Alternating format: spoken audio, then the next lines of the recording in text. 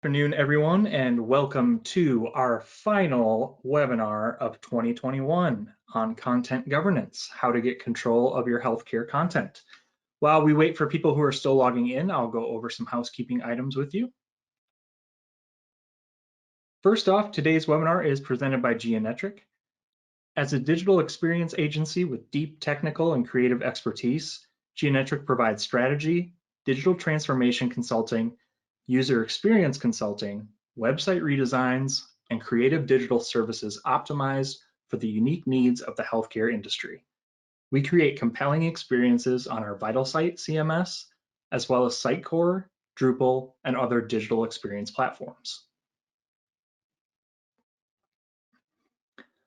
Today's webinar will run approximately 1 hour. If you're listening on a speakerphone, we recommend you mute your line to prevent audio quality issues. We will answer questions at the end of the presentation, so please enter those in the questions box in the GoToWebinar platform as you think of them. We depend on your feedback to make our webinars the best they can be, so please take a moment to complete the survey that pops up at the end of the webinar. And finally, we will email out a recording of today's webinar to all registrants, as well as post the recording on geonetric.com in the ideas section. Today, I'm joined by Ann Kapler and Shelley Hicks. A former journalist, Ann's passionate about clear, informative, well-organized content that resonates with readers. As a principal content strategist and writer at Geonetric, she helps healthcare systems align their digital content with business goals and user needs. She builds intuitive information architectures, crafts accessible, readable content, and develops content governance tools that help healthcare marketing teams bring order to their online efforts. Shelley understands the competitive, ever-changing world of healthcare. Insight she gained by focusing on marketing and communications, content, and design for the last 25 years, 12 of which were at St. Francis Healthcare in Memphis, Tennessee, a Tenet Healthcare Corporation hospital. As a senior web content strategist and writer at Geonetric, she develops customized, strategic content that provides an exceptional experience for site visitors. So without further ado, I will pass it over to Ann and Shelley. Thanks. We are excited to talk with you today about content governance. I'm going to give you a quick overview of what you can expect over the next hour. We're going to start out by talking about some signs that may say that you need to take a look at your governance plan. Then we'll offer a definition of governance to make sure that we're all on the same page as we're talking about content governance throughout the hour. And talk about times that might be ideal moments for you to bring up governance conversations in your organization. Then we'll cover steps for getting started and creating your governance plan. So by the end of the hour, we hope that you have a good understanding of problems that can be solved through better content governance, best times to address content governance in your organization, and have an idea of how to move forward with identifying and creating the tools that you need. So let's start by talking about some signs that you need help with governance. If you've signed up for this webinar, I'm guessing you've already seen some of these signs, and some of these may sound familiar to you. Our first sign, you've created a lot of content assets, but you have a hard time finding them in your digital asset management system or in your CMS. We often hear comments from clients saying things like, we have too much content, or we don't know what content exists, or we can't find what we really need. You know that there's that perfect call to action panel that's already been created, it's in your system somewhere, and you just can't find it when it comes time to place the content on the page. Next, if you have pages that haven't been touched since VHS tapes were discontinued, that's probably a sign that you need some content governance help. According to Tech Times, in case you're wondering, businesses stopped producing VHS tapes in 2008. So maybe this is a little bit of an exaggeration, but we do know that it's common in redesigns for organizations to do this lift and shift approach where you pick up some content, move it into the redesign site, and maybe don't have time to get to updating it. Or those content updates might just fall through the cracks because your team gets busy with urgent tasks, or stakeholders aren't proactive in updating you about changes. Next, if you're encountering times when your team is disagreeing about who has the final say on content. For example, you have worked really hard to get your service line content down to a 7th grade reading level, and your clinical subject matter experts are just not happy about the way that it reads because they want those big medical jargon terms. Next, if some parts of your website sound completely different from other parts of your website, that's a good sign that some content governance is in order. And finally, here's another one that we commonly hear from our healthcare clients. Every content request that comes in is identified as urgent and high priority, and therefore your team is always rushing to respond and kind of put out those fires and aren't able to get to some longer term work. So now I'm going to have Shelley come in and talk more about what governance is. All right, thanks, Anne. Maybe some of you have heard of governance, but you don't really know what it involves. So we're going to talk about that a little bit more, what it is. But first, let's talk about, let me ask you what you think of when you hear the word governance. As you can imagine, we hear a variety of answers in our governance workshops that we give. Some of the most popular word associations are shown here. But just as often we hear a groan or we see a frustrated look on people's faces because they believe creating a content governance plan is difficult and time consuming. It's really not something they look forward to, especially like getting buy-in from organizational leaders or working through and gaining consensus among their team members.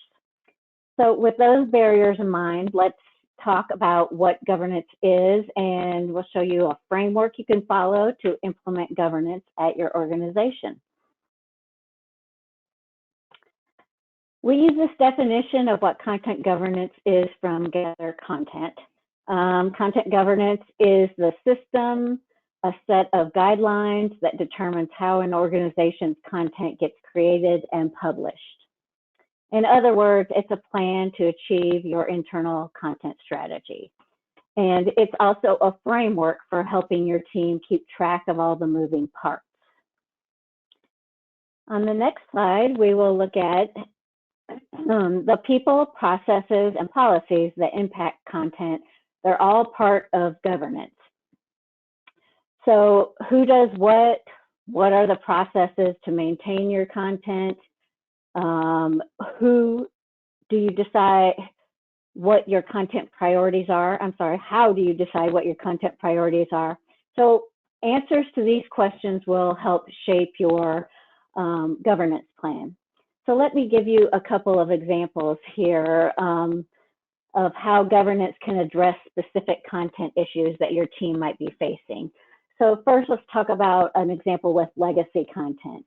If you have lots of legacy pages that don't have owners, or whoever the owners were are not with the organization anymore, if you establish content owner and responsibilities, that is what you need. So your governance plan can include how often you conduct a content inventory, who will do that inventory, then how you're going to establish ownership of the pages, and how to prioritize the content of those pages. So that's one of the examples. Another example is like cross-coordination, cross-channel coordination. So if you don't have consistent messaging across content channels right now, an editorial calendar can help align content owners by communicating content priorities, planning, and schedules for the content. So your governance plan can describe the purpose of the editorial calendar and how it will be managed. So those are a couple of examples of how governance can come in handy. Now let's look at a governance framework. This is the governance framework we use at Geometric.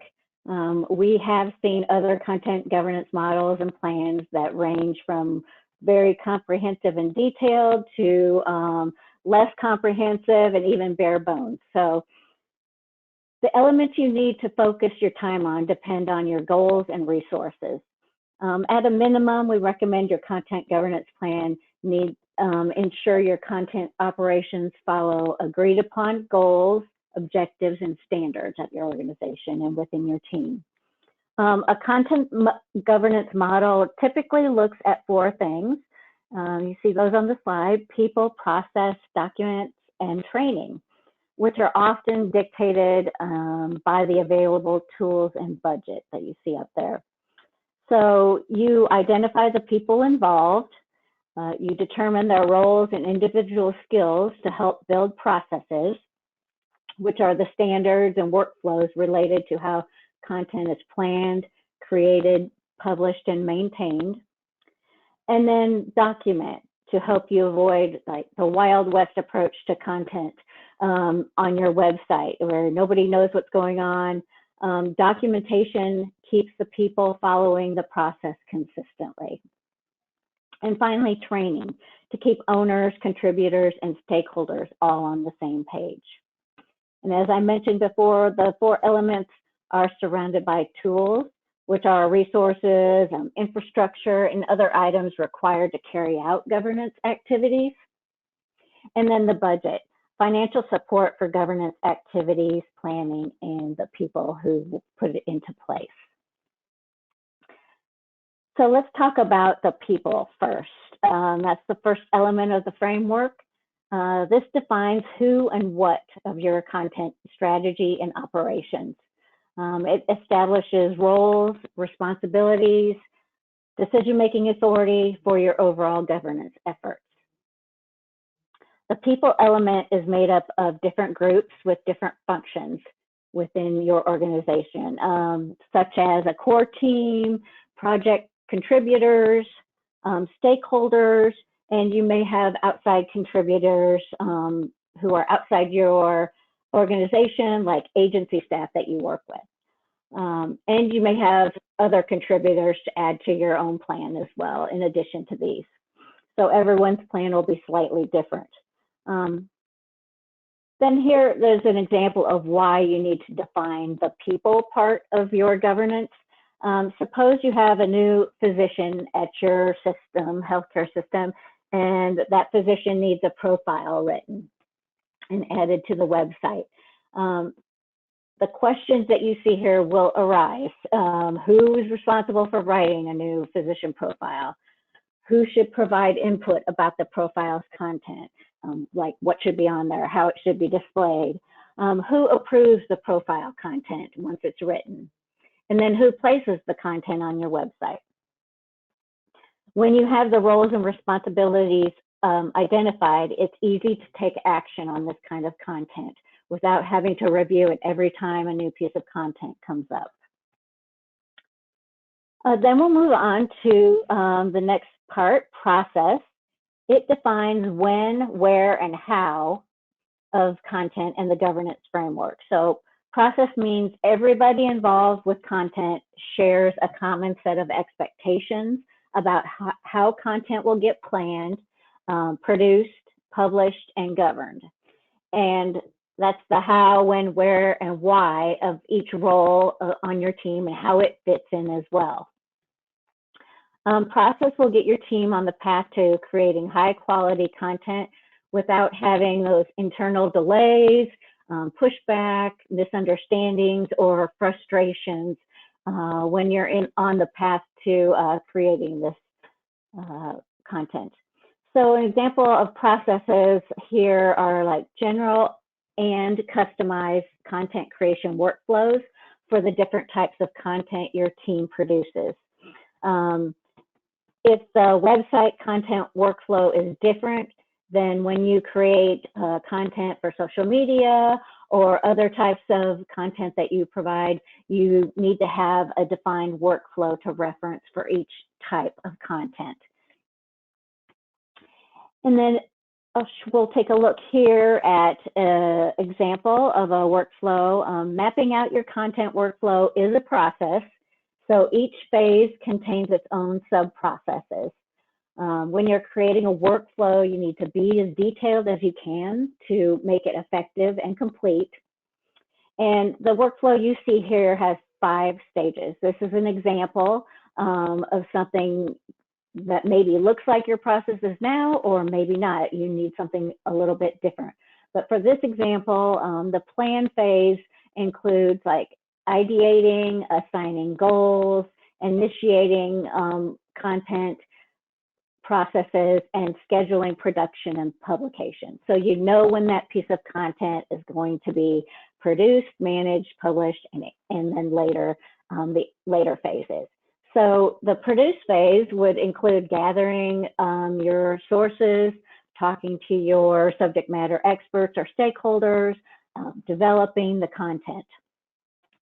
Managing means proofing, fact checking if needed, editing, and then those approval processes that you have in place. Publishing would include deploying content on the website. And then analyzing means measuring, evaluating, and optimizing for the ongoing success of the content. And then you see down below, for each stage, consider the tasks, responsibilities, time, and resources that would be involved for each stage here. And that's where it comes into making it effective and being as detailed and complete as you can, so that there aren't questions that come up when people are looking at the workflows. So then we'll go on to document. Documentation defines the why and how of governance. So documentation refers to capturing, reviewing, and updating your processes on an ongoing basis. That documentation should be done and reviewed regularly according to a specific timeline to be the most successful. So that means it's not a one and done kind of thing. You do need to make sure that you're reviewing it on a regular schedule, and that any changes are made and so that it's documented for your teams. So creating documents, it really serves as a single source of truth that paves the road for consistency and quality at your organization. When you're doing this, always be clear about what you're asking of individuals creating or producing digital content in your organization. So that means kind of determining whether a guideline, a standard, or a policy is the best way to document for your desired outcome. So what that means is a guideline kind of gives advice or outlines how to approach something. A standard is an expectation over what is or isn't acceptable. Policies are kind of those non-negotiable rules where their non-adherence would pose a serious threat or risk to your organization. And then a tool is a thing designed to implement something or carry out a specific function. So you can see all of those things have a little bit different focus on them. So you need to make sure that you create the right type of documentation.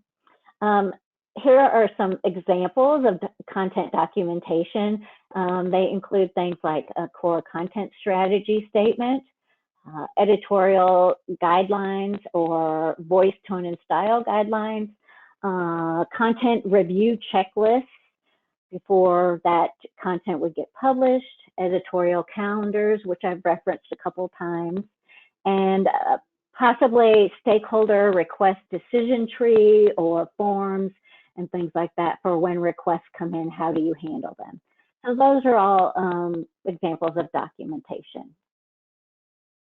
On the next slide, we're going to look at, this is a survey. Every year, the Content Marketing Institute surveys marketing professionals who use tools and technology to create, manage, and deliver content marketing. And this graph shows the content development aids currently in use by those responding to the 2021 survey. As you can see, brand guidelines, editorial calendars, editorial guidelines, and formal workflow processes have a high adoption rate among marketing professionals, and that shows that these tools are essential for their governance planning. So if you don't have these governance tools that are shown here on the slide, this might be a good place to start your governance efforts. And we'll talk a little bit more about how to get started a little bit later. But then finally, we want to hit on the training bubble that's in the framework. And scheduling ongoing communication, updates, and training to keep current and new contributors and contributed stakeholders on the same page. Training makes sure they all have the information they need to put your governance plan into action. So examples would be training on your CMS or digital experience platform for new contributors especially, but things change each year, updates come out, so there might need to be some of that ongoing training on an annual or more often basis. Writing for the web training. It's always a good practice to review those on a yearly basis. New research and things that best practices come out that you can implement. Accessibility training, we all in healthcare know that that is really important to be able to provide accessibility to all of our content to anyone in our audience. And then annual training on new or updated standards, policies, and guidelines that you as a team put in place at your organization. So again, making sure that everybody's on the same page. So next, just want to talk about maintaining what the internal values of content governance are. So we know maintaining good content on your website is vital to user experience, and it gets your brand voice out there. So it produces better results for both your website visitors and for your organization. And this slide shows some of the reasons and values that you get from that. Good governance benefits your internal team and organization by aligning content with overall strategic direction, goals, and brand voice. It increases productivity, accountability, and collaboration. Like when we reviewed that one process, when you know the process, that discussion doesn't have to come up every time you have content that needs to be created. It creates agreed upon procedures and well-defined direction. Same type of thing I just talked about. Builds a repeatable, scalable content operation process for current and future content contributors within your organization.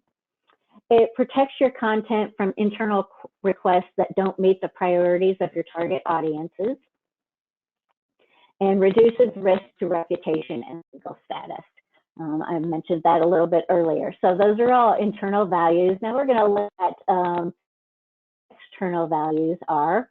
Some of the ways good governance can benefit your target audiences and website users is it increases consumer awareness and engagement and conversions with your brand on your website, enhances brand with consistent high quality experiences across digital properties. And we know that that flows into building user confidence and trust with your organization and brand over time. And then it keeps your content fresh, relevant, and up to date for your users. You can share the internal and external values that we just went over with your C-suite if you need help gaining buy-in for governance planning. So remember these two slides if you need to refer back to them. Now Anne is going to share with you when you should incorporate governance in your projects and internal conversations. Right, so one of the big questions facing teams is, when do we talk about content governance? Now, in an ideal world, your content governance would start early, like before you start writing any content, before you start designing layouts, before you start uploading media. But that's because when we talk about our definition of content governance, remember, it's those guidelines that are used to determine how that content gets created and published. So if your organization has a redesign on the horizon, this is really the perfect time to start talking about governance. That way, when you are planning your new website, you already have this framework in place. So your team can work more efficiently with less confusion, hopefully a little less conflict when you're in the midst of what's already kind of a busy, stressful project when you're launching a new website. Now, we know about a quarter of people who responded to our annual healthcare digital marketing trends survey told us that they're in the planning stages of a redesign. So if you happen to be in that quarter of people, this is a great time to put this on your radar and start setting that foundation before you get to that redesign stage. That content governance plan does more than set you up for a successful path for launch, though. It really gives your team the tools that you need to keep your website working well for months and years after launch day, so that your content is just as cohesive, just as high quality, 6 months, 12 months, 18 months down the line as it is on launch day. As Shelly mentioned, there are a lot of elements of content governance, and it might not make sense to address them all at the same time. For example, if you're looking ahead to a redesign, you'll definitely want voice, tone, and style guide in place before you start updating and writing new content. But you might wait until later to put together your plan for regularly reviewing and maintaining content, because we know you've only got so much time in your day. So we'll talk a little bit more later on about how you can prioritize some of those different elements of your whole comprehensive content governance plan. But first, we know that not everyone is able to establish governance before or during a redesign. And we'll just say, don't let that stop you from moving forward with improving your governance. It's nice to start with that clean slate, but it is not at all necessary.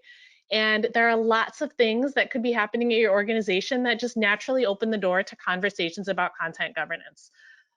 For example, maybe a new team member is coming into your organization. That can be a great time to examine the workflows, as you're probably already making that part of your onboarding process.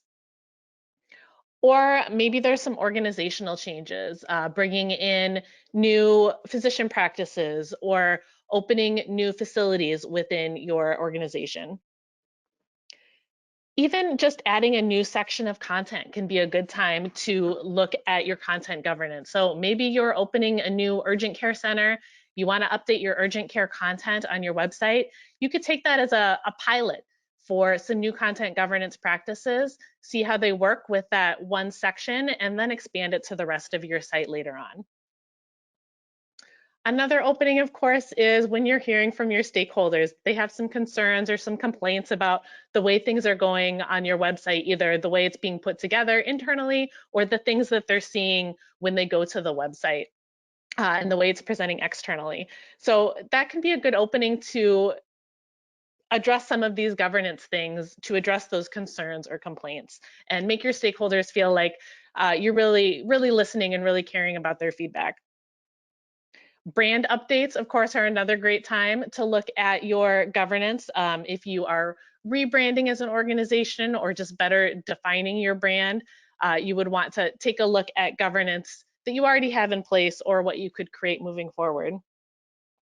And finally, anytime you're adding new technology or new features to your website, we've seen a lot of that in the last year and a half or so, with people adding new tech or new features with virtual care and online scheduling and that sort of thing. And as you're going in and doing this on your website, that's a great time to take a look at governance related to those elements, and then also expand it out to the rest of your site. So your website is constantly changing, of course, and your governance plan will too. So our next part of this webinar here, we're going to talk through this cycle that you're seeing on the slide here of steps you can take to not only get a governance framework in place if you don't have one already, but to examine what you might already have if you think that there's room for improvement. All right, so if this all seems a little overwhelming, that's because it can be.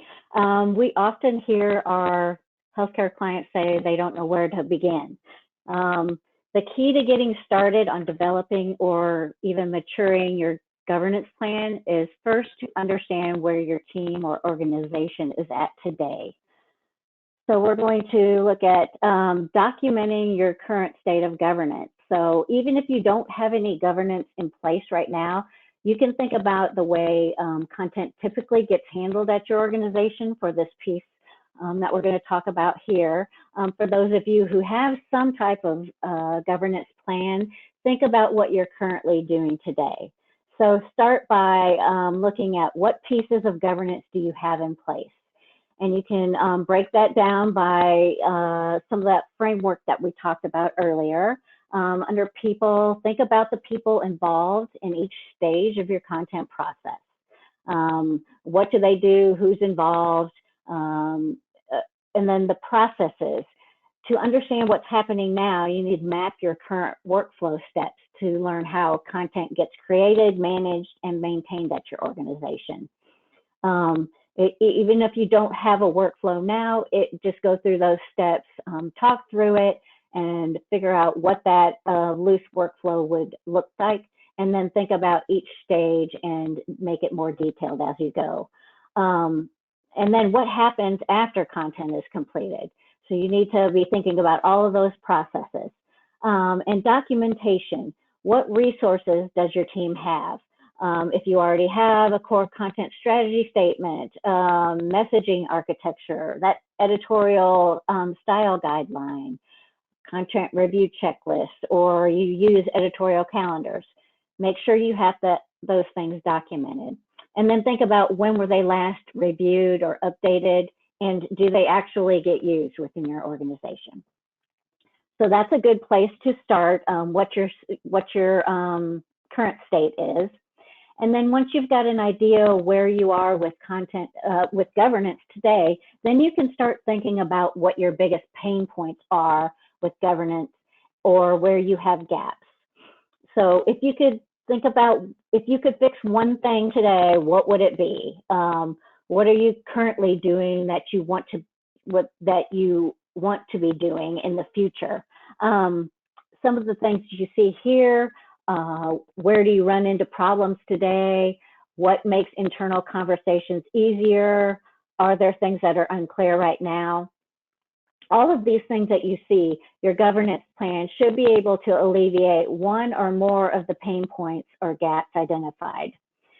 So governance should be specific and transparent. If you're going to be changing or making major shifts in your the way you do things today, you should determine what support and resources you'll need to make progress and changes. So some of the pain points that we hear most often is that we have a constant flow of content requests coming in that maybe don't even belong on the website. How do we deal with that? Another one, it's hard to get SMEs to share updates or new content. And then one that Anne touched on earlier, subject matter experts don't understand like web writing best practices and writing to a certain grade level that your audiences can understand. So those are identifying the pain points and gaps. So this is a good place to introduce the results of the webinar registration survey that you filled out when you were giving us feedback about what your team's biggest challenges are when managing your website content. And as you can see by this graph, the majority of you identified maintaining existing content as your biggest challenge, or pain point, as I was calling it earlier. And Anne's going to give you some guidance on ways to create governance tools to help you deal with these challenges in a little bit. But just wanted you to be aware of these things since we're talking about pain points, and she will talk about that a little bit more. So let's look at an example of in a content governance workshop we had with an academic medical center client earlier this year. We had participants spend time reflecting on their challenges and pain points before we even began the governance workshop. So by them identifying those pain points and gaps ahead of time, we were able to focus on solving some of those challenges during the workshop.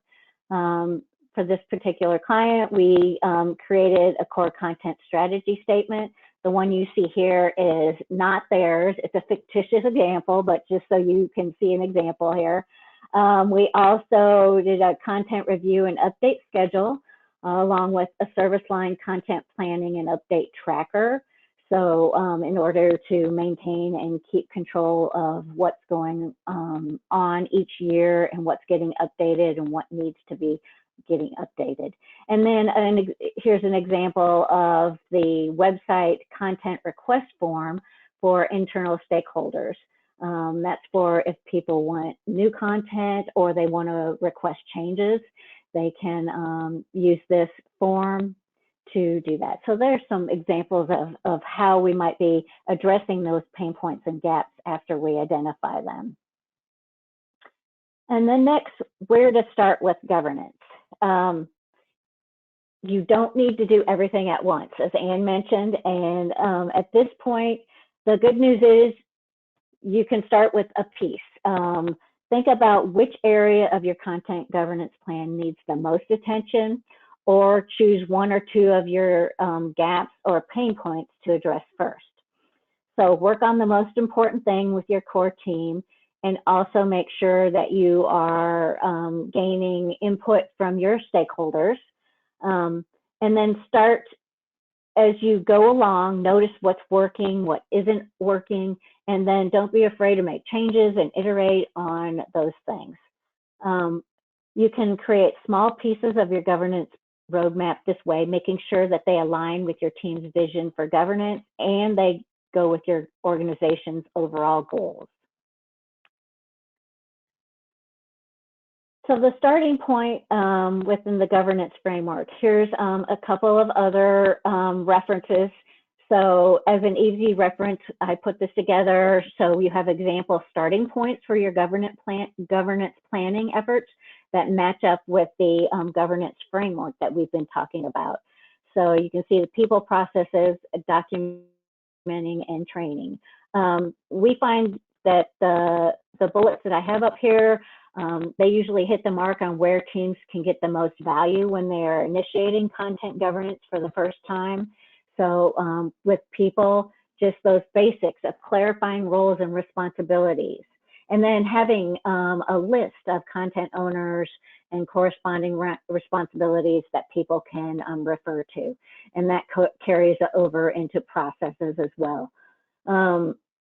For process, uncover and formalize the work your team puts into producing quality content. So each of those steps and that workflow that we talked about earlier.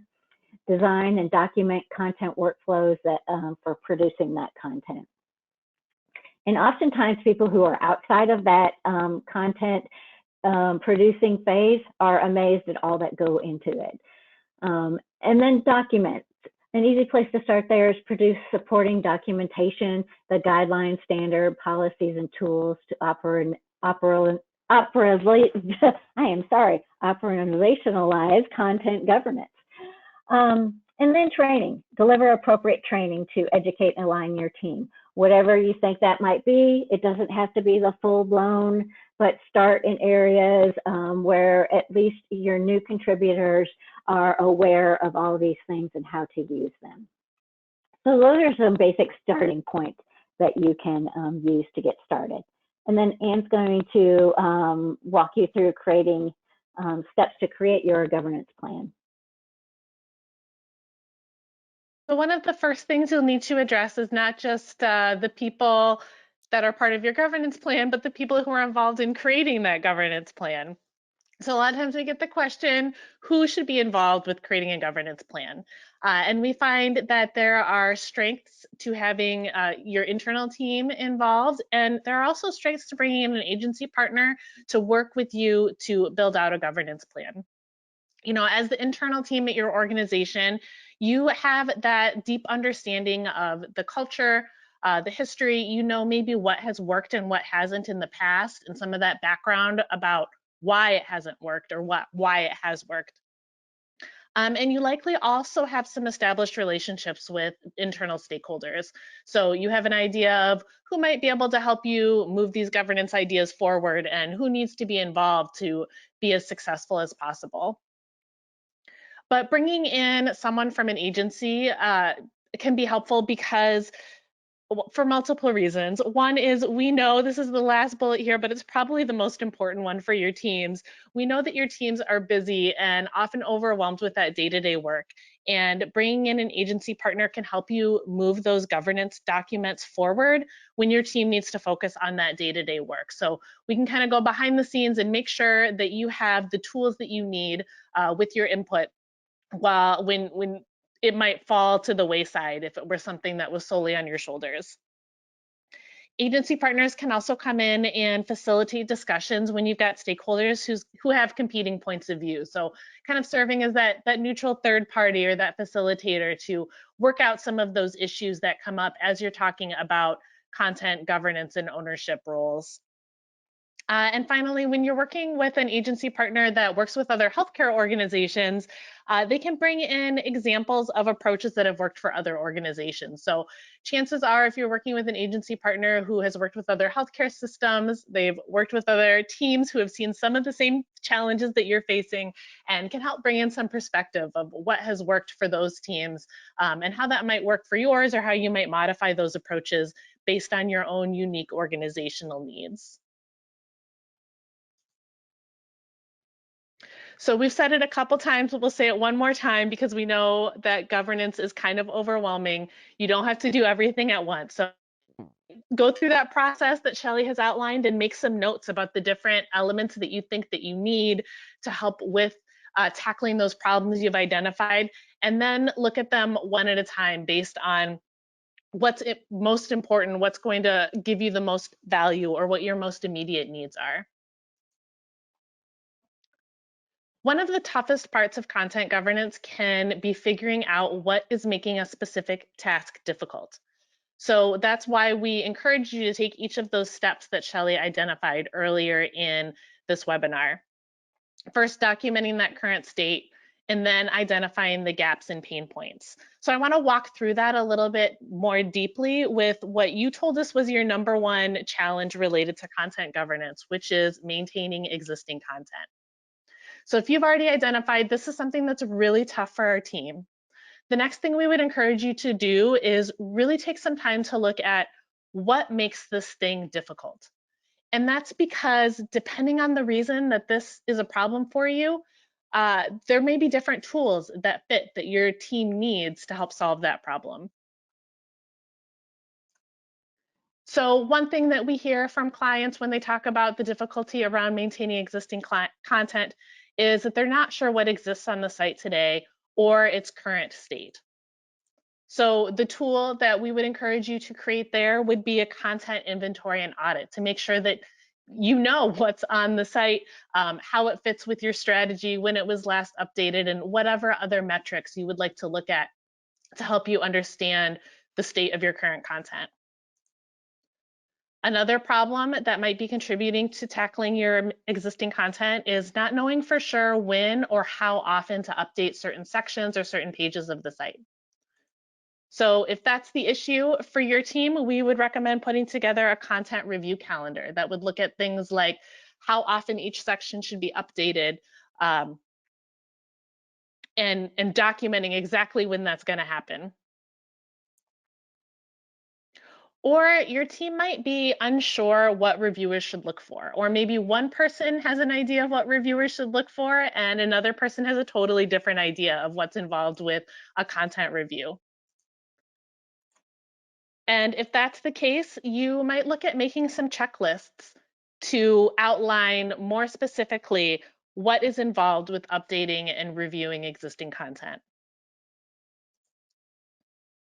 Another possibility is that your team just isn't really sure who's responsible for updating content or which SMEs need to be consulted when you're updating content.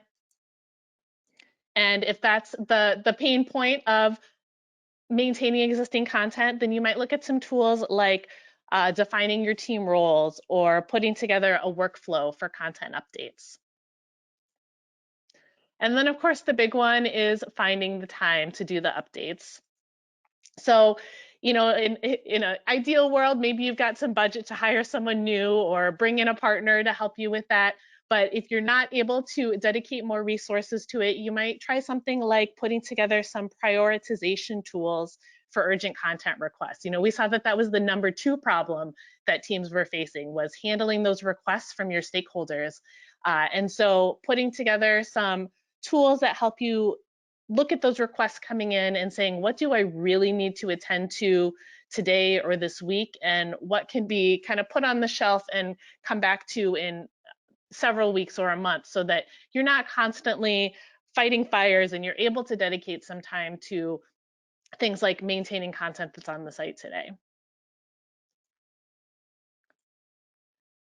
So we addressed this exact problem with a healthcare system in California last summer during a series of content governance workshops.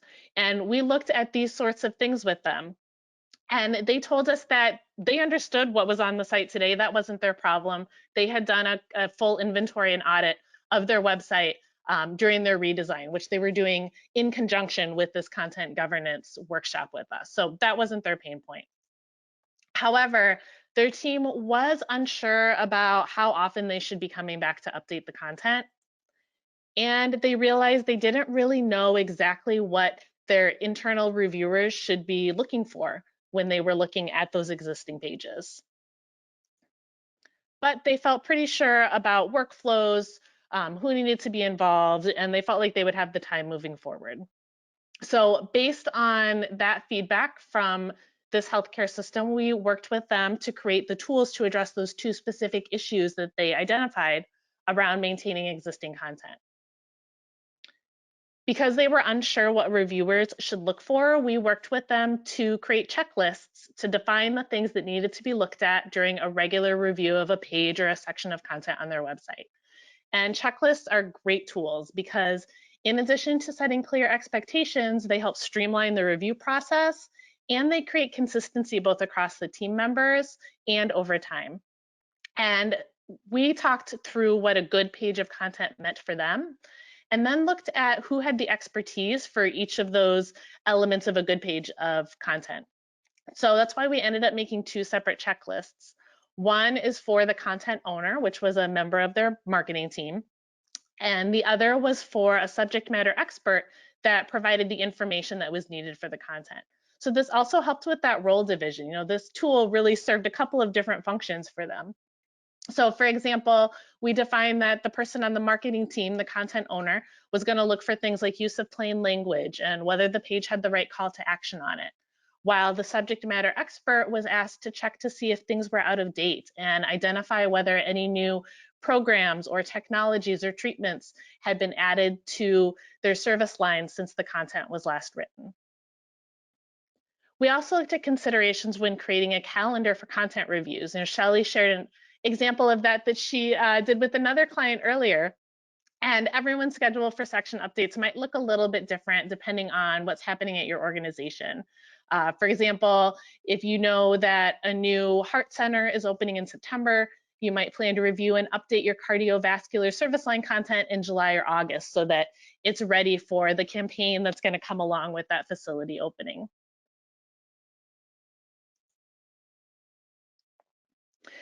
So a quick review, we talked today around signs that you may need some help with content governance, reviewed a definition of what content governance is and the different pieces of the framework that's involved with governance. Talked about a few times that you might find some natural openings within your team and your organization to address governance, and then went through the process that your team can take when putting together your governance plan. Now, when all that is done, the question will be, where does that governance information live? So it doesn't have to live in a big, encyclopedic size document that's hard to get through. We would recommend that you put together items that are really short, user-friendly, understandable, using that same kind of guidance that you've heard us talk about if you've been to any of our Writing for the Web trainings or you've worked with us on web content. We would recommend you put some of those same practices for easy, accessible, digestible content into your content governance information. And then you want to make sure that you're storing it in a place that's easy for everyone who needs to use it to access. So this could include someplace like your employee intranet, or maybe even some password protected pages of your public site if you are wanting to share it with people who don't have access to your intranet.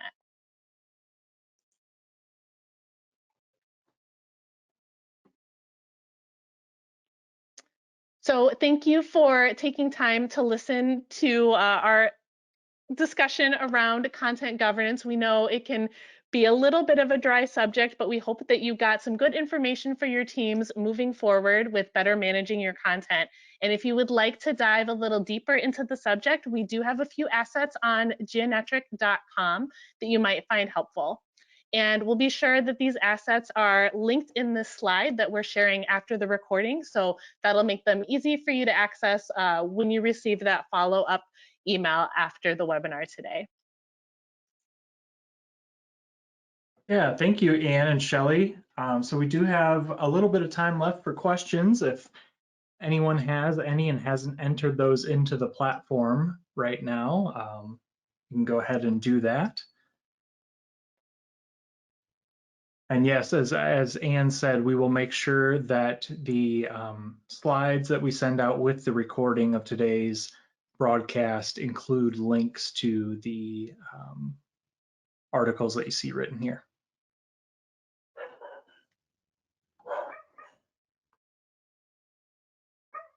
And those are my dogs, right on cue.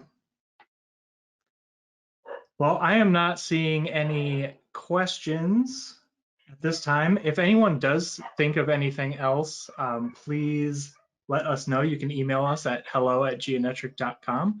But with that said, we will see you next year. Ha ha.